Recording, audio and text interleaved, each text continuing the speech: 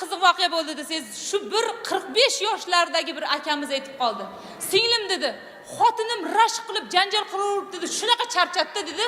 Uydan shunda kech kelsam, ozgina soat 12 da kelib qolsam dedi. Eshikni tagida turib olib, "Qayerda edingiz? Nimaga kech qoldingiz? Nima qilib yurdingiz shu paytgacha?" deb shunaqa so'roq qiladi dedi. Undan ko'ra, "Voy dadajon, yaxshi keldingizmi?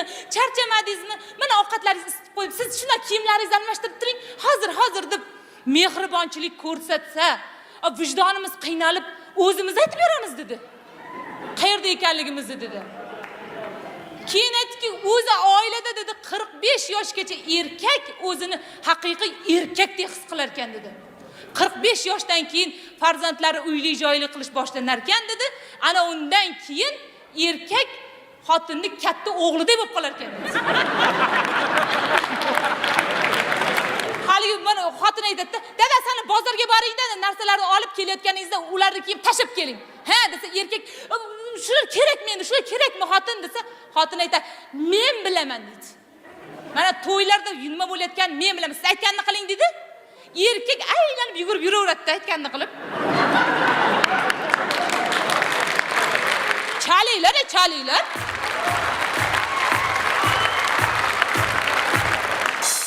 Ustozimiz Hojiboy Tojiboyev aytgan, "Sizdan o'gina, bizdan bugina" degan. Sizlar mazza qilib kulib qarshi chalsanglar, biz aytaylik. Bo'lmasa kesib chiqib ketaveraman.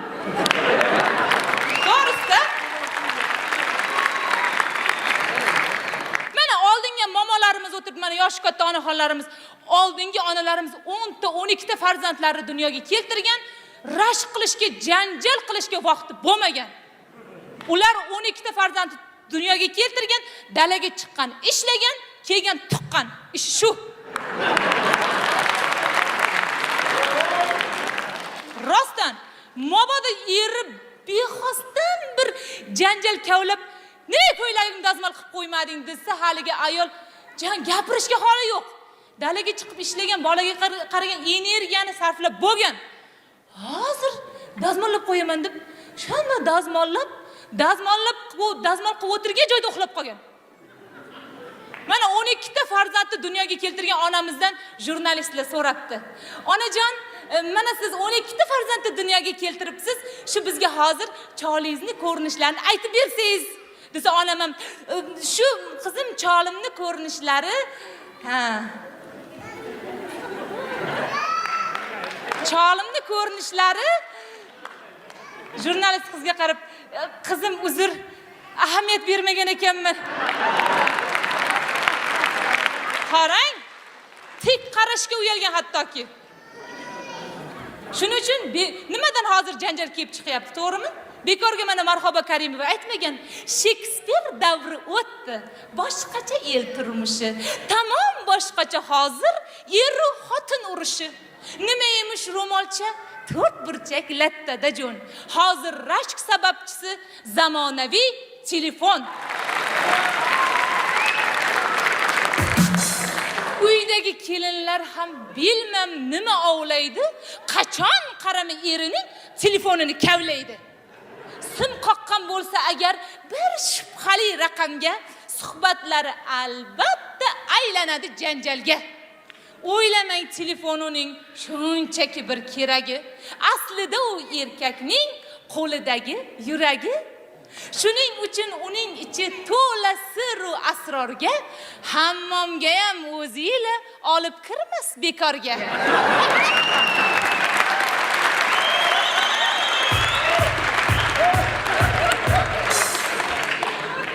Shunday sirlar bor bilsang, yuragingga g'am tushar. Bilmasang peshonangga bitta tirish kam tushar. Ayollarga gapim shu, ko'lmakdan ket ovlama. Esing bo'lsa eringning telefonini kavlama.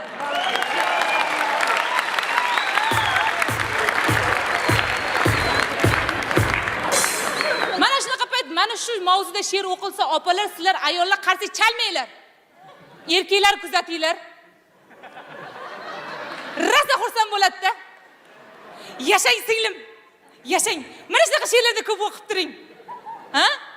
Mana shunaqa she'rlar o'qigan payt shuning uchun ayollar qarshi chalmanglar. O'shacha telefonni ham kavlab o'tirmanglar, baraka topmaysizlar.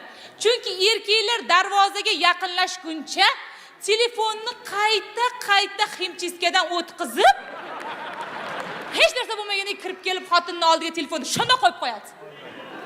O'zi bu yoqda o'tiribdi. Ey xudo sharmanda qilma. Ey xudo ochib qolmasin. Ha? Bir yangamizning har kuni akamiz kodini o'zgartirib kelar ekan. Bir kuni mana shundan liqsa, bir kuni bir kuni perivalda haligi chilvanaqasi baland past kun mana shu qilib topib olar ekanda. Oxiri akamizni mashatga kelibdi-yu. Bir haftadan keyin xotin debdi. Xohla mana shu 1 million pulni ol. Xohla menga kodini qanday topayotganingni aytib ber dedi. Endi ayib pul jigardan bo'lgan-ku. Opam o'ylab ketibdi. Tak. Haligi 200 mingni gapga bersam, 300 mingga qizimga ko'ylak olib bersam, qolganini o'zimga olaman. Bo'pti, dadasi men haligi pulni tanladim debdi. Unda ayt. Siz ishdan kelgandan keyin telefoningizni shunda qo'yib qo'yasiz. Men uni yaxshilab artib, oldingizga qo'yib qo'yaman. Keyin siz u yangi kodi bilan naqib ochib telefon qilasiz.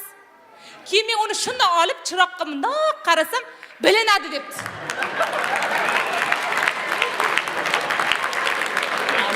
Ana shundan topib olyapman debdi. O'shancha erkaklar sizlar ham telefonni yangi kodini shunday chizib, gaplashib bo'lgandan artib qo'yinglar. Quloq tinch bo'ladi-da. Aylanib keladi, yo'q. Aylanib keladi, yana yo'q. Keyin o'zi aylanmay ham qo'yadi oxiri. Qarang, mana ayollarimiz erkaklarni yaxshi ko'rgandan rashk qiladi. Mana misol uchun to'yga borsa, erkaklar bilib olinglar, ayol kishi ikkita narsani kuzatadi. Bittasi eri, ikkinchisi raqqosa. Ha? Xotini bilan to'yga borgan erkaklarni ko'rganmisizlar? Jim o'tiradi, mashina o'tiradi. Hech qayerga qaramaydi. U yoqda kimdir kuzatayotganini biladi.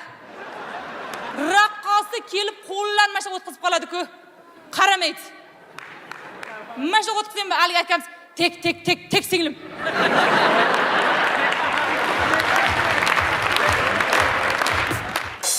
Mana o'tgan safar 2 og'iz gapirdim, 1 oy balaga qoldim. Mana 10 ming dollarni qaytib kelmang deydi. Lekin kirish kerak, pul o'sha yerda. Onamizning qo'llari to'la pul. Raqqosa davriga kirib keldimi? Onamiz mana shu raqsga tushib turibdi, qo'lda pullar. Mana shunday aylanadi, pul yo'q. Yonida qizi yo bir o'zini aytgan odam bo'ladi, o'shalarga berib yoradi. Mana qarang, raqslarimiz bor, to'g'rimi? Xorazm raqsimiz bor, Qashqadaryo, Surxondaryo, Samarqand, Buxoro, Vodiy raqsi bor. Mana Xorazmning ayollari to'yga eri bilan borsa, begona ayol bilan ko'rib qolsa, qo'lini miltiq qilib mashtaqa o'ynab qolar ekan. Ma'nosi, qo'limda miltiqim bo'lsa, peshonasidan atadedim derkan. Keyin uzun ko'ylagini yerga mashtaqa ishqilib o'ynab qoladi. Mana qiladi. Haligi ayolga qarab, "Hey" dedi. "Yana bir marta erimni yoningda ko'rsam, uzun ko'ynagimni degini dimiqtirib o'ldiraman seni" dedi.